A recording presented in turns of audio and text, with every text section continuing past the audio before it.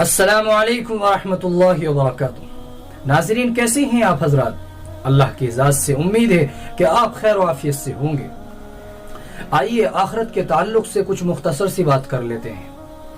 قرآن کریم میں اللہ تعالیٰ فرماتا ہے سورہ جاسیہ میں آیت نمبر 28 اور 29 میں وَتَرَى كُلَّ أُمَّةٍ جَاثِيَةً كُلُّ أُمَّةٍ تُدْعَى إِلَى كِتَابِهَا الْيَوْمَ تُجْزَوْنَ مَا كُنْتُمْ تَعْمَلُونَ۔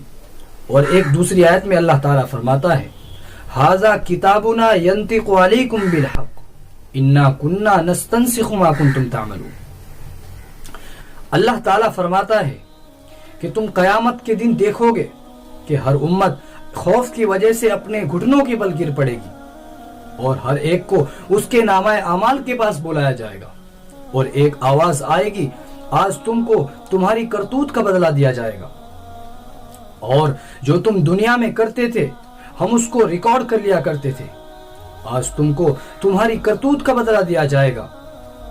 اور اللہ تبارک و تعالیٰ نے فرمایا ہے کہ جو تم دنیا میں کرتے تھے ہم اس کو ہر ایک چیز پر اس کی نظر رکھتے تھے، آج تمہارے نامہ اعمال کی کتاب جو ہمارے پاس ہے وہ ہمیں بالکل ٹھیک ٹھیک بتا رہی ہے، آج تم کو تمہارے کیے کا بدلہ دیا جائے گا، اور جو تم دنیا میں کرتے تھے ہم اس کو ریکارڈ کر لیا کرتے تھے۔